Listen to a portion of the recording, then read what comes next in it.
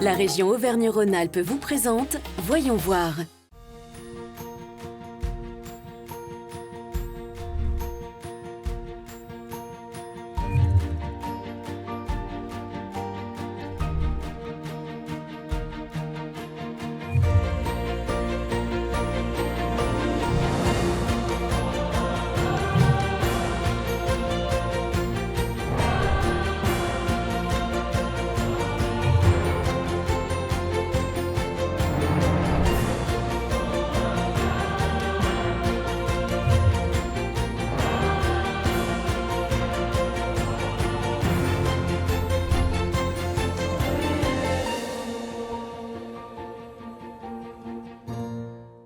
Bienvenue dans ce nouveau numéro de Voyons voir consacré aux maisons de santé et plus particulièrement en zone rurale. Rencontre tout de suite avec le maire de Craponne-sur-Arzon en Haute-Loire, dont la maison de santé a été inaugurée il y a environ 2 ans.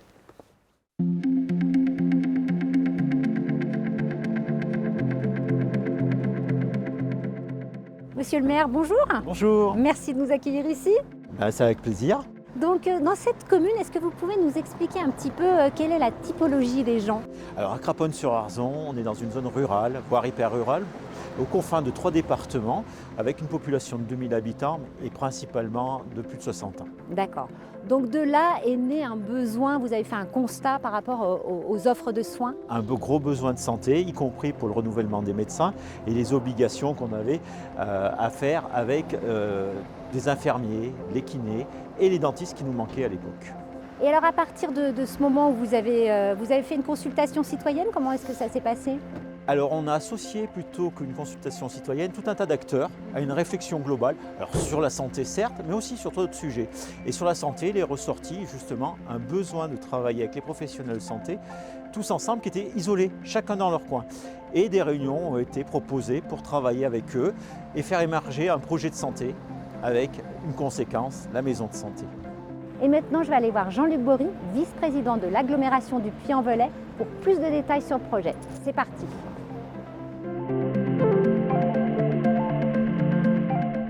Bon ben ça y est, on est devant la maison de santé, elle est très belle, elle a été inaugurée quand? Elle a été inaugurée en 2019.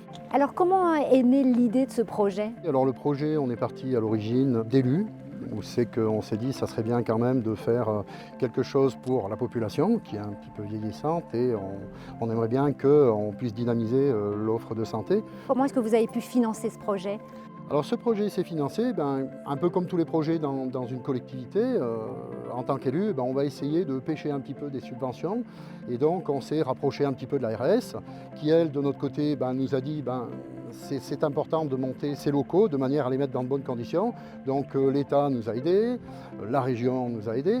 Et ça nous a permis au moins de déduire, je dirais, cette partie-là du coût pour qu'ensuite, nous qui sommes bailleurs de ces locaux, on puisse ensuite répartir ces charges le moins possible à chacun des locataires. Cette belle réussite, on la doit également à l'intervention d'entreprises et artisans locaux qui ont œuvré sur la construction du bâtiment. 3 ans après son ouverture, les dirigeants de la maison de santé de Craponne-sur-Arzon ont donc le sourire. C'est grâce à cette chaudière à granulés que l'établissement de 3 étages est entièrement chauffé. Elle a été installée par la PME Garbi les Frères, située juste en face de l'établissement. Preuve de l'efficacité de cette PME locale, plus habituée à travailler chez les particuliers. On est sur un bâtiment très peu énergivore. Alors, tout le bâtiment est chauffé par des radiateurs. Voilà, on fait la production d'eau chaude plus les radiateurs. Donc cette chaudière-là gère toute la partie chauffage en fonction des températures extérieures et de besoins intérieurs de tous les cabinets qui sont à l'intérieur. Et en un peu plus de 3 ans d'ouverture, ce sont près de 40 000 tonnes de granulés qui ont été consommés. Et pourtant, ce sont de vraies économies qui ont été réalisées à l'heure où l'on parle de sobriété énergétique. On est entre aujourd'hui 50 à 60% moins cher que si on avait une chaudière au fioul. Aujourd'hui, 1000 litres de fioul, on est autour de 1700 €. Et aujourd'hui, on est à peu près à 300, 350, ça fluctue un petit peu la tonne de granulés, quoi. Voilà. Et sachant qu'il faut... Il faut 2 tonnes de granulés pour faire 1000 litres de fioul. Un succès rendu possible par le concours de plusieurs entreprises locales. L'approvisionnement est réalisé grâce aux scieries, réparties dans un rayon de 20 km autour de Craponne-sur-Arzon. L'ensemble des déchets de ces scieries est rassemblé chez ce fabricant de granulés à la sortie de la ville pour les valoriser. Plus le circuit est court, meilleur c'est. Donc comme vous avez vu, c'est surtout des plaquettes qui sont passées après dans un broyeur, donc pour recalibrer, et qui sont séchées et mises en granulés directement à l'usine. Il reste désormais à gérer la demande en forte augmentation depuis plusieurs années. Notez tout de même un investissement de l'ordre de 15 à 18 000 € est demandé au départ pour installer à poêle à granulés. Nous sommes toujours à Craponne-sur-Arzon et cette fois, c'est le docteur Serge Pirou qui nous reçoit dans son cabinet, au cœur de ce nouveau dispositif de santé. Ah, c'est chouette, hein. Ah, c'est très beau. Installez-vous. Vous êtes à l'initiative de cette maison de santé. Oui, On peut dire ça. il y a un certain nombre d'années, à peu près 8 ans, où on avait eu l'idée, voyant la diminution des nombres de professionnels de santé sur le territoire, on s'était dit qu'il fallait trouver une solution.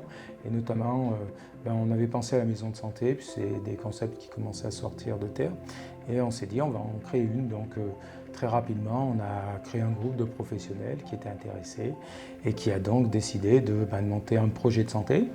Projet de santé qui a été validé. Et puis ensuite, a suivi le choix de l'architecte avec la communauté d'agglo et puis la construction de ce bâtiment. Et nous avons ouvert le 2 février 2019 cette maison de santé. Et quel est l'intérêt pour le patient? C'est le fait qu'il puisse tout trouver sur place. Quel est l'intérêt d'une maison de santé? Dans la maison de santé, l'intérêt, c'est d'avoir des professionnels qui soient regroupés, ce qui est pratique pour le patient, mais c'est aussi surtout que les professionnels puissent travailler ensemble. Il est plus facile de travailler ensemble quand on a juste à descendre chez les infirmiers pour leur demander de faire une prise de sang ou un test Covid, que d'avoir des gens où il faut prendre le téléphone, etc.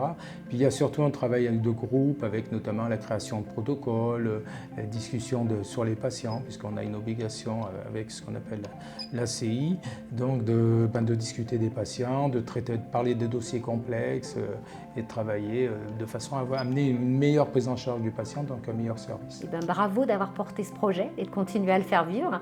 Et puis merci de nous avoir accueillis. Merci, à vous d'être venus. Ainsi, avec de tels dispositifs, la priorité est donnée pour lutter contre la désertification médicale et faire d'Auvergne-Rhône-Alpes la première région en termes d'accès aux soins.